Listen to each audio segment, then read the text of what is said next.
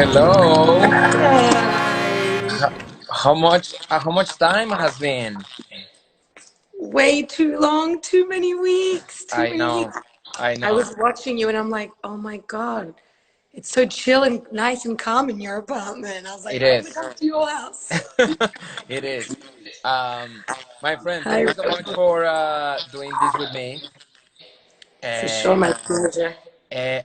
whenever I feel like I should be your PR because whenever met someone, I tell them about your business, and you don't even pay me. So I should pay you a lot more. that means that means that I love the project. So can you introduce yourself in 1 minute? Yes, first I just want to say salud, l'chaim, Leheim. l'chaim, cheers to everyone. Raul told me to bring this glass of wine. I said, Yes. he's like, just bring a glass of wine, you'll be fine. I was like, great idea. Why didn't I think of that? Yes. Yes. Leheim. Hi. So, hi, my name is Simi. I'm Australian born. I lived there for 20 years. I am now co founder of a fashion startup with my sister, Chaya. We both live in Brooklyn, and our fashion business is a modest clothing company that breaks all boundaries of what people think that modesty is. And we frock it. We're called the Frock. Awesome. Simi, do you remember when was the first time that you get interested in fashion? I was probably 3 years O- old. Yeah. Okay. Yeah. And So me and Chaya is my older sister. You know, I'm just telling everyone else. We're 18 months apart. So my mom, we grew up very religious, and she would buy us for all like the Jewish holidays these like matching dresses and matching hats. And like I remember she bought us these two dresses, and as a 3-year-old, I was like, Mom, I'm not wearing that. There's no way. She's like, well, if you don't wear it, you're not coming down to the dinner table. I stayed in my room. My mom told me I stayed in my room all day. From my mom said from then on, I was like, I knew what I wanted to wear. I made outfits like, 'cause I remember like tying little T-shirts. So it was kind of in my blood. I don't know how it got there, but okay. Did you went to yeah. school for something fashion related or nothing? Yeah. Yeah, I went to fashion school. I Okay. graduated from high school, and Okay. then 2 years later, I went to fashion school for 2 years. It was actually a 3-year program. I Okay. didn't finish the last year, which I always regretted, Okay. but I did do 2 years of I got a diploma, which was not my full degree. Nice. Do you think fashion education is important these days? Like formal fashion education, like in school? It's interesting. There's so much of my business today that when I'm, let's say, making patterns and with my sample maker, I have so much, I can fight for what I want because I know what I'm talking about. Yeah. She'll say to me, no, Simi, you can't have that design. And I'm like, yes, you can. Put the notch here. Let's sew it there. And so I have more of I can use my knowledge to really like create what I want, because sometimes you've got this creative vision, but if you don't know exactly how to build it and you're relying on someone else to do it, then you just have to rely on someone else. Yeah. But when you can back up your own creativity, then you have no one to stop you. Yeah. What was your first job? My first job was when I was 16. I went to this like really high-end boutique in Sydney, which is now massive. It's called X. Okay. And all I did for them was stock taking. I would count their piles of inventory, not even in the store, just in the stock room. I Okay. would count boxes of stock all day. Okay. You were like 16? I was 16 in high Okay. school, yeah. Okay. And when did you move to New York? I moved to New York when I went to fashion school in Australia from the age of like 20 and 21. And I moved to New York when I was 22, when I wanted to marry my husband because he was in New York and I was in Australia. So Do I you chased him all the way. do you remember how we met? You and I? Hold on. I've known you for so long that now I'm just trying to think of the first time. You don't remember, do you? It was at a party. You were a photographer. Yeah. And someone was oh my gosh, and the person I was with, they're like, oh my gosh, you have to meet this fashion photographer. I'll remind you. So Okay. so it was Levi was hosting one of his galas. Yeah. Yeah. I think the Chabad Society or something like that. Long Yeah. time ago, probably like 8 years ago. So Wow. I was there more to do Levi a favor than Yeah. anything else. And then, so you know, I never been in one of those parties before, right? So everybody Right. looks so kind of like not strange, but like I didn't know anyone. So Right. Levi told me like it's so easy. Just take photos of like beautiful people and that's it. I'm like, okay.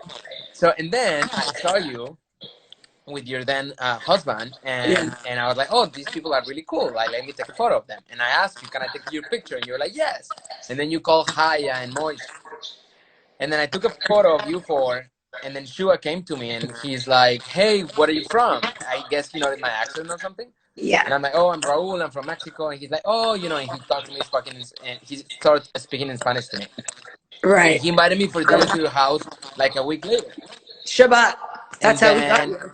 and then from then it's all history. So next time when somebody asks you how we met, that's the story. Okay, we got it. But we have so many other good stories. How We have so many other good stories. I know, but I feel like whenever I'm in your circle, everybody asks me, "How do you meet? Like, how do you know Simi?" Like, it's so strange for everybody that I'm there. They're like, "Who The is this guy best, the here?" best, the best things were when at Tirza's wedding, my sister's wedding, when you were there, when I posted pictures, everyone was like, "Is he your boyfriend? Is he your Yeah. boyfriend?" I was like, "Well, On that wedding, I got so many questions. I guess for everybody was so strange that I traveled all the way for a wedding for somebody who was not my family per blood, you know. yeah." And so like, why are you here? I'm like, oh, because they're my friends and they invite me. I'm like, okay, but whatever. This is about you. So tell me how the idea about the frog came about. So Chai and I we originally did a consignment business where we collected all our friends' designer clothing that maybe they wore once or twice. And we're like, so many people have such good clothing and where's it going? And 10, 12 years ago, there was like hardly any of these things around. Now it's such a And big business. now it's huge. And I Yeah. remember so we collected our friends' clothing. At that point, there was no Instagram. We cut up Vogue magazines. We made Okay. a really cool flyer and hung it all around just Crown Heights. We said, whatever, we collected our friends' clothing. A few days, like a week later or something, we made a sale. It was packed. Hundreds of women came to this sale because Wow. it was the first of its kind. We were telling people that we're curating a modest selection of high-end fashion, I like see. designer pieces that if a Jewish Orthodox woman wants to cover up but still look great, we're going to have the pieces for you. After about a year or two of doing that, we realized that we have one piece, it's a one-off, it's vintage, or it's from someone's closet, and 100 women want it. What are we going to do? We know what these women want. We are essentially the women that we're creating for. Yeah. Let's choose one dress and make 100 of them. So that's what we did. We found the one style that we wanted, like really for ourselves to wear, that we knew women like us wanted as well. And we made 54. The reason why we made 54 is because that's all the fabric we had. And Okay. then and then we said, hey guys, we have this dress. We've got a limited amount, and let's sell it on Instagram. It was sold within a day. Oh my God. 55 of them. 54 of them. Yeah, yeah. All those pieces were sold. Okay. Wow. And what do you think is that? Because since I met you, I always saw you and Haya as kind of like, and the word is kind of ridiculous, but like as kind of like a trendsetters of your world. Like, what do you think is what the people like about you and Haya, or what is the? Because I feel like that has a lot of to do with the success of your brand. Okay, That yeah, you and that's Haya are the face of it, and you guys wear it so much. I always say it. If you want to sell something, wear it. Like if you have jewelry or if you do something, just wear it. There's no better way to promote your product than to wear it. So, what do you think is like the why people is so crazy about it? I think, for example, there's a side of us that's very familiar Yeah. in our world. So people can relate to us and be like, oh, I'm also Orthodox. I also want to cover up, but I also don't want to look like everyone else. So there's the familiarity that people can connect to, but Okay. then we're very different. we're not like everyone else. The whole idea of our brand is that I want to be able to have a desk side at Vogue and then say to me, oh, your clothes fit in. And we did that. One of our dresses was featured in Vogue because it's the essence of it. Yes, it targets a modest woman, but it appeals to any woman that wants a stylish dress with good fabric and good design. So I think the reason is that because we're very relatable, but we have a bit of an edge. We're a little bit different in that way. So I think it's an example of how you can really be yourself without having to throw away of everything you know. And another thing that I noticed is like a lot of people that are your customers, they own every single piece that you have made. I know I can name a few women that I know that are your friends, kind of my friends now, and Yeah. that everything that they wear is made by you.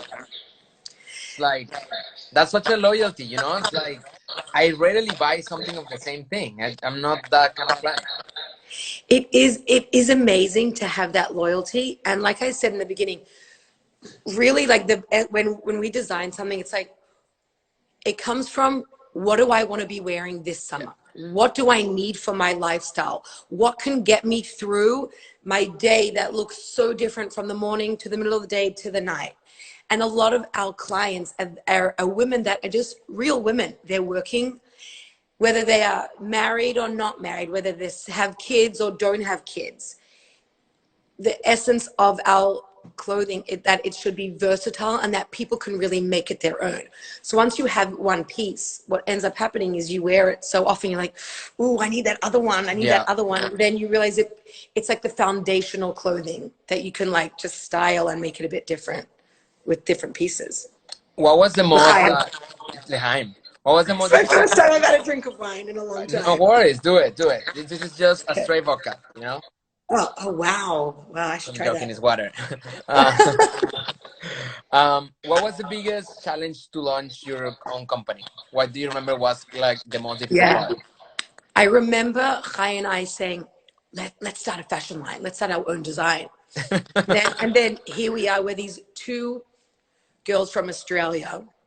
So even if we had a bit of an idea about the situation in Australia, was like we came here to this climate in New York, we knew zero about where to get fabrics, who was selling fabrics, where do you find pattern makers, sample makers.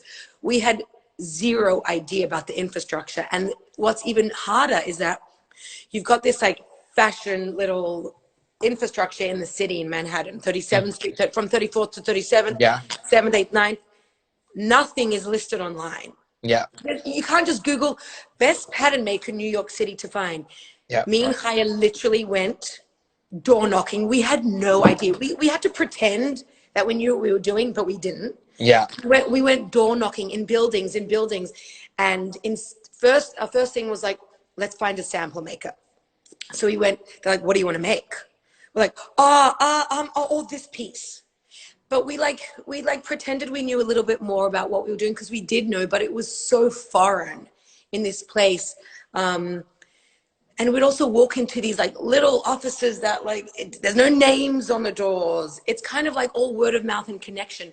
And that was really tough. And then we had to ask one person. So we would find a pattern maker and then we started with them. And then we'd work with them for months and realize this is not right. And then we'd try someone else. It took at least a year till we find the pattern maker that we're still working with today. Yeah, to build And your then team.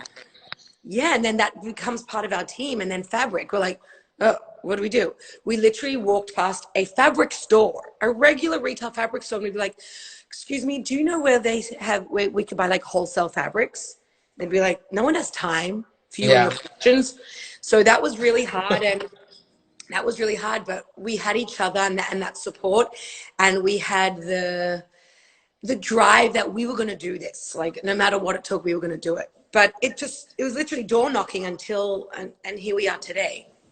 Having the business that you have, which is towards like some kind of like very specific client, do you feel like you have a responsibility with those with the community?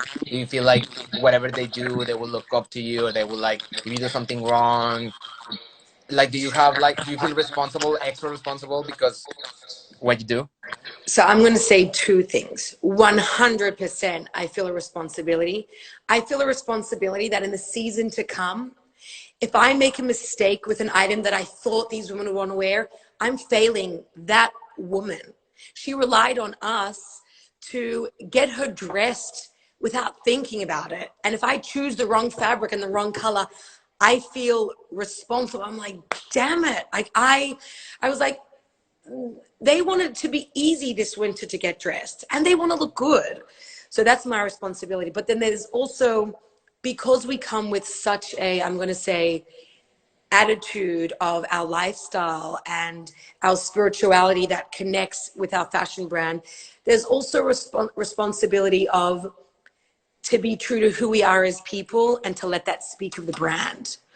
So it's always something when I write a post, when people ask me questions, when anything I say, I'm like, I have an obligation that we are part of a community that we have built together with so many thousands of women, that we have an obligation to like represent who we are. And so, sometimes when you're switched off for your tire, you say the wrong thing and you're Yeah, like, that's not who we are. So there's like the physical obligation and the like emotional obligation. I see. Yeah. The team, your team is now bigger. Now you have another sister in there. You have more people that like helps you. How did that happen? When did you realize that you needed more people? So I remember the first time Chai and I were like, we can't do this ourselves anymore. Yeah, We just need someone else's to help. But we were like, how are we going to pay them? yeah, Oh my gosh, because like going from just us and ourselves, like let's say we couldn't pay ourselves for 1 week. Okay, we don't pay ourselves. yeah, But if you have someone else, you have to make sure you can pay them. yeah, I was so stressed out. But I knew that we needed to hire one person. So I remember at the beginning, we're like, so we're going to take you part-time. yeah. But also now that I'm thinking about the first employee that I'm thinking about it is the woman we still have with us today, Sharon, who is Oh now our wow. blood, who is now our sister, but she's not the first. It took us, I would say, we have no entrepreneur background. Like our dad's a rabbi, our mum's not to say they're not creative and pushed us to work, but it wasn't like we had the skills of how do you hire people? How do you build the right team? It took us, I would say, also within that first 2-year process of hiring, and I'm not going to say like firing. It wasn't firing. It just, we were like, this connection's not working out. It took us 2 years to realize that. I remember I noticed how I would interview someone to work for us in the beginning and then someone 2 years later. 2 years later, I was like, boom, boom, this is what we want. What do you want? Yeah, Can we make it work? And I was very honest about what we were looking for. In the beginning, I didn't lay it out right away. So yeah. I've learned so much. Wow. And I have a trick because we know for Windows where every semester we have like a bunch of interns, and Yeah. you usually have from like 3 to 7 in the office. So my when Wow. we're interviewing, we have a big shelf of things that get so messy. I'm super organized, but John is a mess. So the first task that I give the interns is to organize that shelf. And in Right. that moment, in the way that they react, I know if they're gonna make it or not. Like Right. based on their attitude, based on like how they do it, if they think they're too cool to be organizing something on the first day, like Yes. it kind of like Yes. served me as a point of view from like now on. 100%. And it's like the second job that the second and third job that I had, I worked in Cleveland, Ohio, in the one cool, there's no fashion in Ohio. Yeah, I love I Ohio, bet. but there's no fashion there. There was one cool boutique at the time. I got paid $9.85 after tax or before tax or something. I was styling women, and I'm talking about not that long ago. Yeah. Maybe how long ago was it? 10 years ago. Okay. Nothing was too low for me to do. Yep. Every morning, my job was to vacuum the floors, Windex the mirrors, the windows, the clothing. Selling and styling was just like this part of it. But I learned so much about how meticulous. My boss was so meticulous. Everything about her was perfection. Perfection. She didn't let anything slide. And I learned so much. Like today, before we have a pop-up shop, this is crazy. When we have the girls working with us, and they're like, okay, so what am I doing? And we give people, you do this rack, you do this rack, you do this rack. I then go through the racks. I said, the rack has to be like this. Every seam of clothing has to be at the same edge of the hanger. The hangers have to be evenly apart on the rack. I learned that from my boss 10 years ago when I got $9 an hour. It was so much more valuable than the money that I got paid there. But Yeah. just the And probably thing at the over. time you thought that was fucking useless or like Oh, I whatever. was so annoyed. I remember Yeah. I hated doing that. Yeah. But I did it. And then I did it for my stuff too. And I was Yeah. like, yeah, this is how it's going to be. I found that too, that the little tricks that you learn with somebody when you're assisting somebody or when you're starting are the key. I remember when I used 10 years ago also, I used to assist this photographer in New York City. And till this day, I don't know why he gave me a chance, because I was like, I didn't know anything back then. But he told me to read my own emails before I send them 3 times, Wow. and just to corroborate if I was, what I was saying was right, if I Mm. was too like cool, or if I was too like rude, or if I was whatever. Like, read it 3 times, and every time that you read it, it's like I changed something, right? Oh, I And you love know, that. it's such a small thing, but till this day, before I send Huge. It's every huge. email, I check it out 3 times. Sometimes I pass it to somebody, like, can you read this? If it's too important, I'm like, can you read this? How do you think it is? Whatever. Yeah, How that's much huge. you think? How much you think in your brain? You think business, and how much you think creative? I would say, like, percentage wise, I wish I was a little bit more business, but I'm going to say 80% creative. But I want to add into the creative part what that now includes, and 20% business. Which is a fault. The creative part also includes marketing Mm-hmm. plans, Mm-hmm. because it's not just the business plan. The next vision for the campaign, the next idea for the next giveaway, all that is creativity. Yeah, of But course. it's very interrelated into business. So my brain is I mean, at the end of the day, end goal is P&L sheets. I know that I have to be responsible for that. And I know that I have to, at the end of the day, be responsible for the bottom line. How much are we selling? Are we doing this right? So everything that I think of creatively, I know what the bottom line is. It's not just like it was in the beginning. Oh, let's do a pop-up shop this weekend, hang up cool posters. Yeah. It was fun and all creative. And the business aspect was like, oh my gosh, we actually made money. So now the business part is so much more ingrained that it's hard for me to actually put a percentage. It's like a part of me. Oh, there's an echo. A little bit. A bit. Okay. Hi, Haya is your. Hey, man, I miss you. Hey, hubby. Now you're in the headphones, so I Yeah, I'm can't in the hear. head, but he Uh, can't hear me. I was upstairs watching, and I heard there was an echo, so I was like, I gotta bring some headphones over. Thank you, my friend.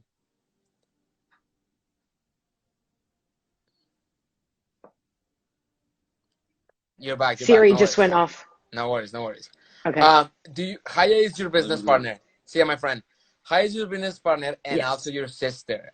How is that? How does Yeah. that work? Is that difficult? It is easy? How do you manage to be with somebody for so many hours in the day, but also like she's your sister, and you're gonna see her on Fridays probably, and like how does that work? Yeah. Well, it's really interesting because I've never ran a business with anyone else that wasn't my family. And now I can't imagine, I have the luxury really of being my full blown self Yeah, at work yeah, because my relationship with my sister, I would say in the beginning when we first started, the boundaries of where I would have to hold back and where I would have to like put our sister like differences aside and actually like listen more as a yeah, business partner. It yeah, took me a while to learn that. And Chaya and I would say we were really both from the beginning very open to growing because we always have differences. Everyone does. She has a yeah, different opinion in that. And the amazing thing is that I value our differences so much because I know, it took time from the beginning to see that how our relationship as sisters benefited us so much as business owners.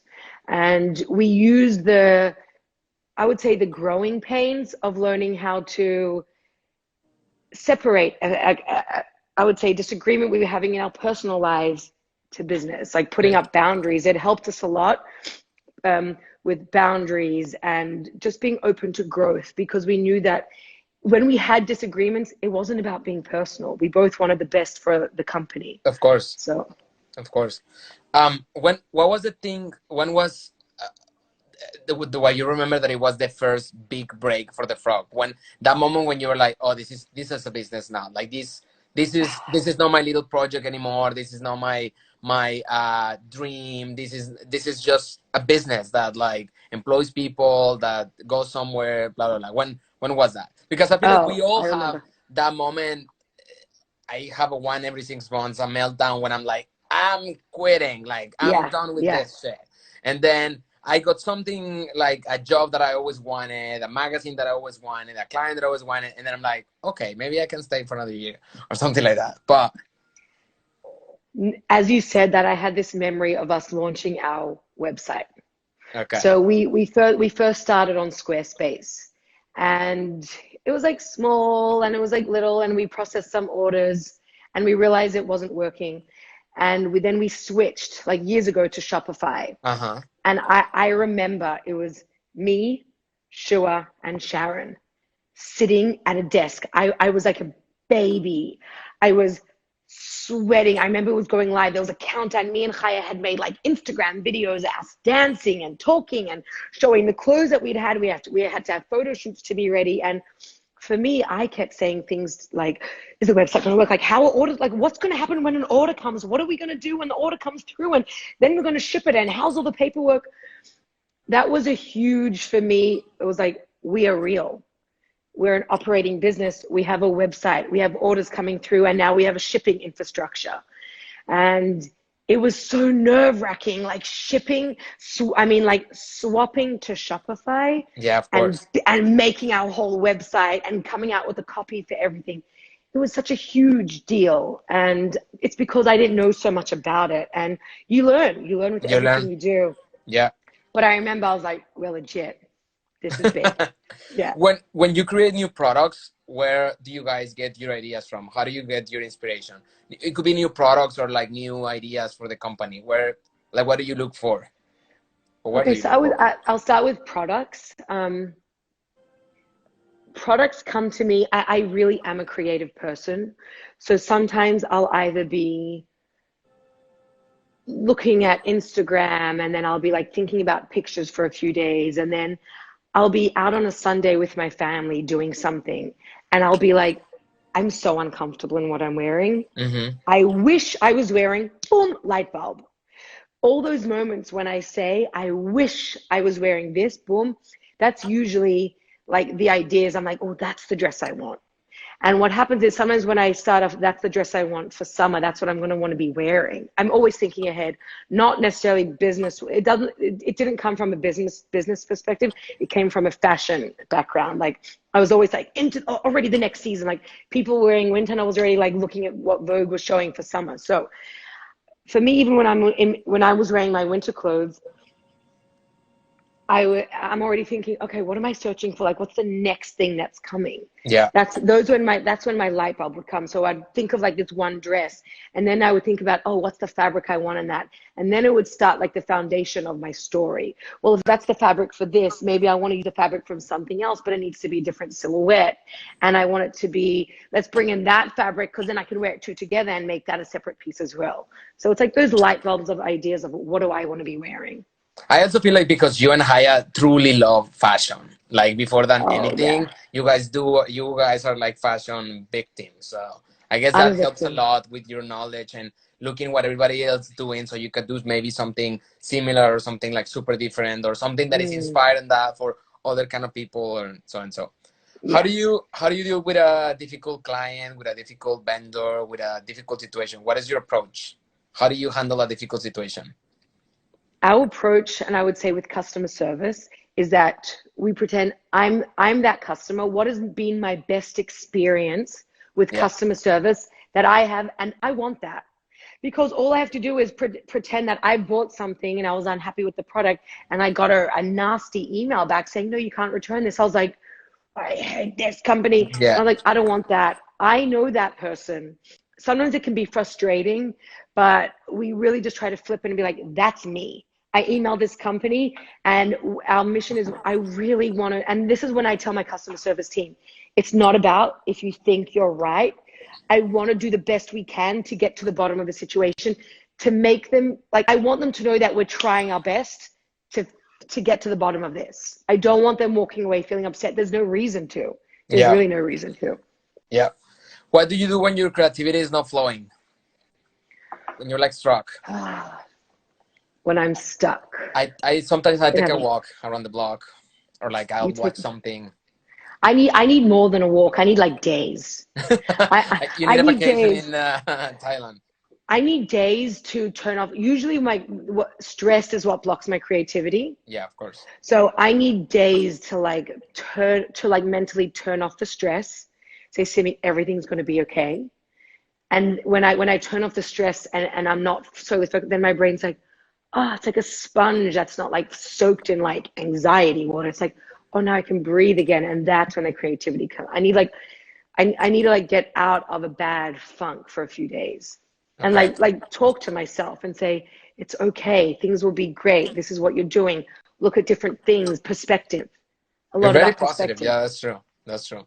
What's something that you think you're very good at your job? Visions, thinking of visions. Like I'm always like, oh, this is my idea. I come to the office. I'm like, guys, listen to this. I'm like, calm down. Just calm down, Simi. I see. How important is teamwork for you? Huge.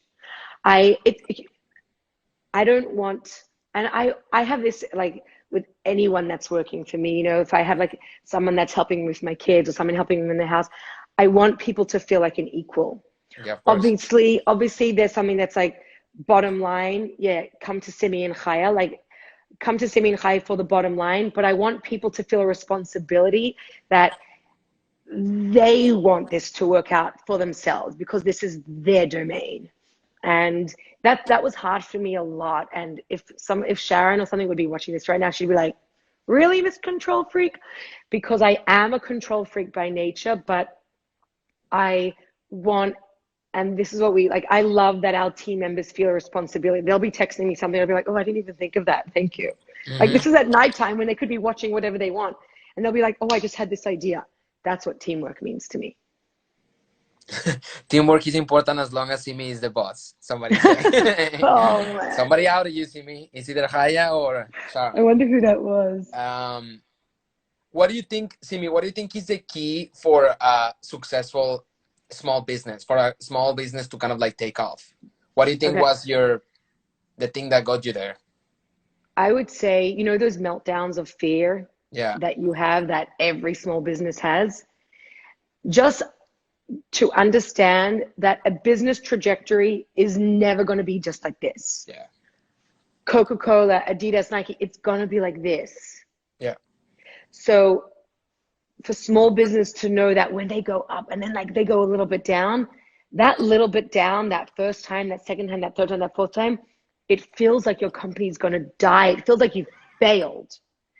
Knowing that those little downs are huge opportunities for growth and learning so much more, and not letting the fear like tell you otherwise is what I've experienced as a small business that has helped me like persevere and not just give up and crash and fail. Yeah. And also getting the right people in to help with the business infrastructure side of things and to make sure that side is running smoothly. My friend, you are also like an example because you're a mother, you're a wife, you're a friend, you're a business owner. Before you finish this question, how do you do it? Like, I feel like, you know, I don't even know what I'm gonna have for breakfast tomorrow, and you just have life figured out.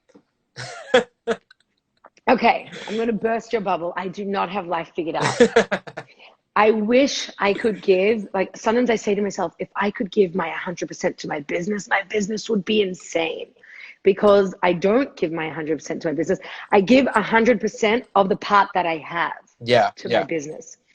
But of my being, I can't give 100% to it. I have to give, I'm like broken down. A lot of it, my brain space, like especially during this like whole pandemic, it's like, the word balance is just thrown out the window. I don't even have balance anymore, work and mom life, because work, I'm like all day with my kids from like 7 till 9. And then at 9 o'clock, I'm trying to clean up. So how do I do it? The part that I do have for my business, I give it my all. Do I, and you know what? I think that's what human beings is about. Like we have this expectation. I think perfectionism is thinking my entire self is what I'm going Yeah. to give to my business, but that's impossible. So what I have to know is that little part of me that I can give to my business, that's what I have to give my all. And if I can't all the time give my all, then I tell myself, you know what? So my business won't grow as fast.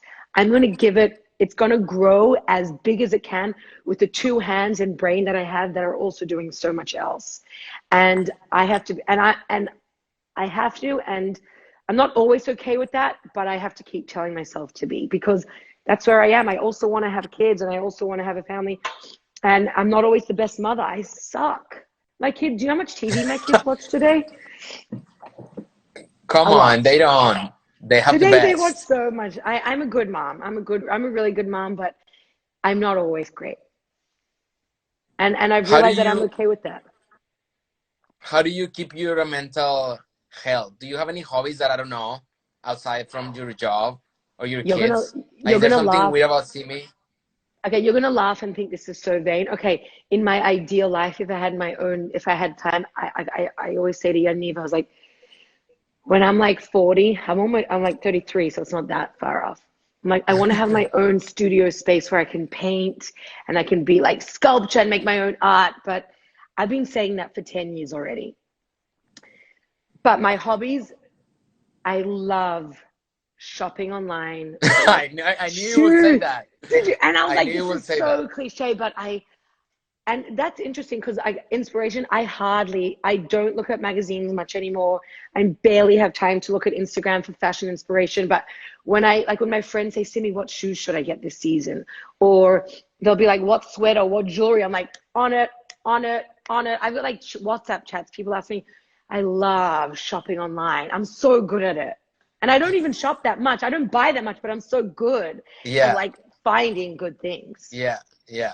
I think I am good at that too. Like Yeah, I know you are. I remember there's this pair of shoes that I wanted for so long, but they're like so expensive and so ridiculous. I'm like, I'm not gonna Yeah. pay full price. And then like I was like, I'm gonna catch them on sale. Like I don't know. I'm gonna do it when they go on sale. So and then Yeah. I went to the store and then I went and asked to the store manager, "Hi, when is this collection gonna be on sale?" And they're like, "Well, you know, we don't do sale anymore. Like we as a brand, we don't do it." And I'm like, ah, whatever. Mm. And one day I was just like in my bed and I was just one of those times when I'm like, what do I do? And I was like, oh, those shoes that I always wanted. Let me see. Dude, I went to the fucking bottom of the internet and I found them for half the price. Yeah, I'm good at that too. That's my Um, story. That's okay. That's me. I love that. I'm like, I get high off that. it's so vain, but yeah, I know. But whatever, But whatever makes you it's relax. also a skill. By the way, it's also a skill. Yeah, like if I want to Yeah, relax right now, I it's promise you, research.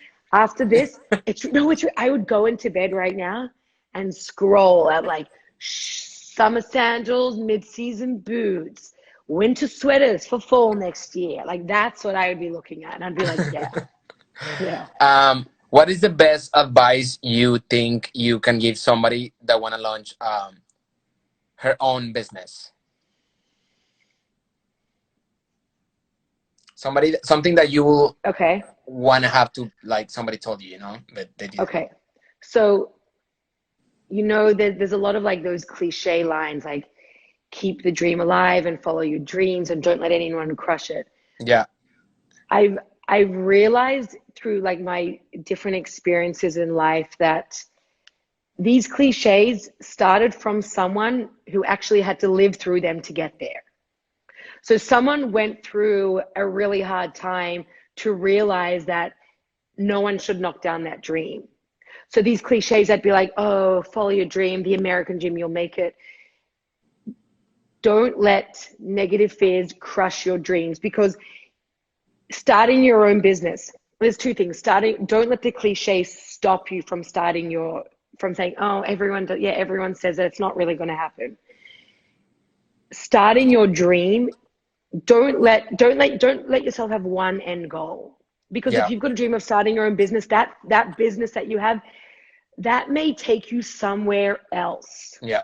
Yeah. Don't lock yourself off. Like Kai and I have never had a business plan. We always knew that we had a vision of where we wanted it to, what we wanted it to look and feel like. Mm-hmm. We didn't know how we would get there, but we knew that following one step, like step A, we're like, yeah, that's what you want. We want to start a fashion label. This is just step A of like the grander dream of where we're going to be, and not closing ourselves off to one dream and saying, let's try it. I'm not afraid of failure, because working hard is what's going to take me to my is what's going to build my dream. And I'm going to learn how big it is and how I can get there on the way. Very good advice, my friend. Does anybody have a question before Simi have to go? Let us know.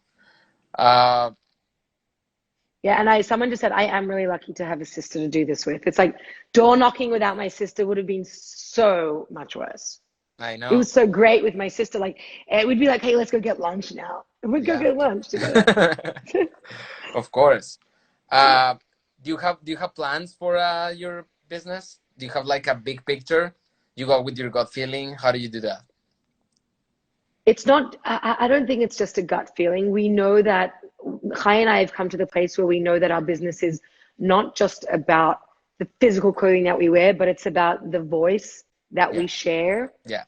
And we feel like we've been given this opportunity. Obviously, when I say given, I mean, we've worked hard, but we're grateful for I would say, the chances, the possibility, the God-given possibilities of us being here. Yeah. And we know that our voice that we have to share is just needs to reach more, and it will. And clothing is our conduit right now. And I think even like, I feel like clothing is always going to be a part of like our being.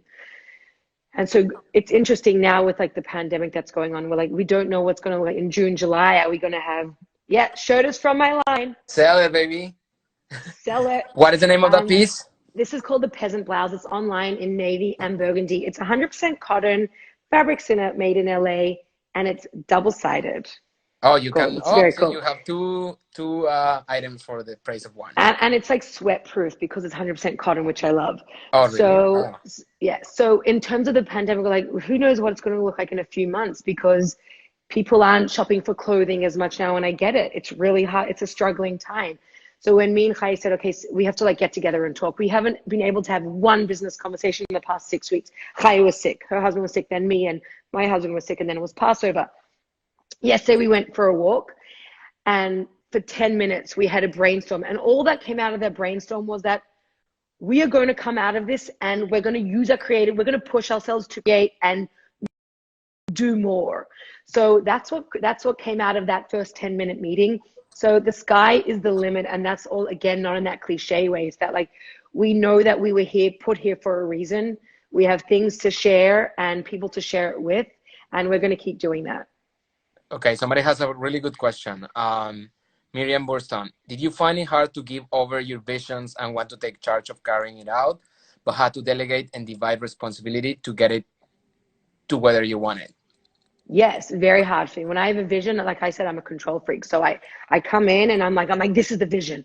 And I'm like, okay, so you're going to do this, and you're going to do this, and you're going to do this. And then as the minutes and hours go by, I'm still like going into everybody and saying, okay. And they're like, we got this. Simi, we got this.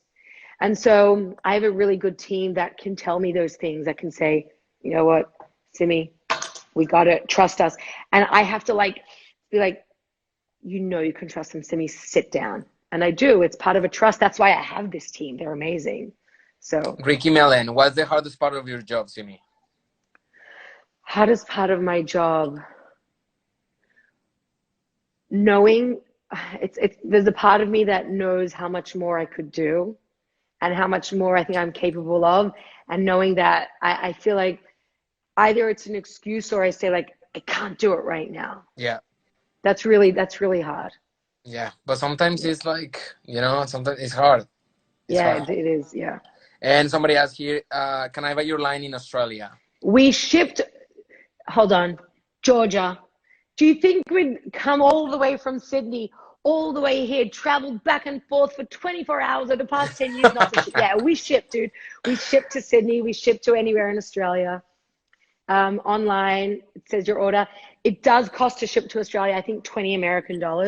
And God willing, one day we'll be able to waive all shipping fees. Do I miss Australia? Yes. Oh my God. Oh, so many Australians right here. Yeah, that's amazing. And so many shopping questions. I will be expecting my check, Simi, with the 10% commission. My friend, thank you so much for this. I don't need to say how much I admire you, how much I love you, and how much I appreciate our friendship, and how blessed I am that we have met, because it was so random. It was, I call it the universe, you call it different, but it's so random when I think about how we met, and it's just, we could have not met. You see what I'm saying? Like, it was so easy for 100%. us not to connect. And I wish you the I best, and I really can feel the wait. same way. Yeah, I can wait for this to be over so I can go and hug your kids, and have dinner at your new house, because I just want to tell people that everyone's here is that Raul is this massively, hugely talented. I mean, obviously everyone's here, they follow his page, but photographer shooting all around the world for Vogue. And I'm like, should I text him? Should I Of ask course. him? Okay. Don't be ridiculous. But thank you. I feel the same way. I'm so blessed and so lucky to have you as a friend. And thank you for asking me on here tonight. This is the best part of my week right now. I figured that two things. I could say hi to you, and I could be entertained for an hour. And I'm sure there's somebody out there that I look up to you and that wanna have their own business, and like, I'm sure your advice is for it's very helpful.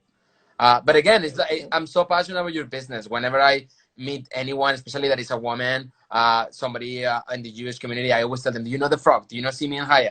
And to my surprise, that most of them know you. But yeah, Thank I'm you. so passionate. I'm your free PR.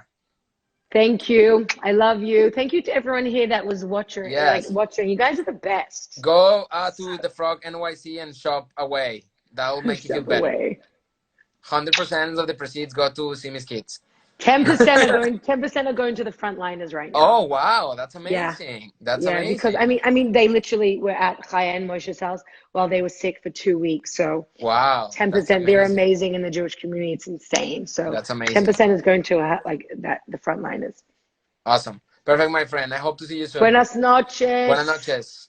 Te quiero mucho. Salud, yo también. Salud.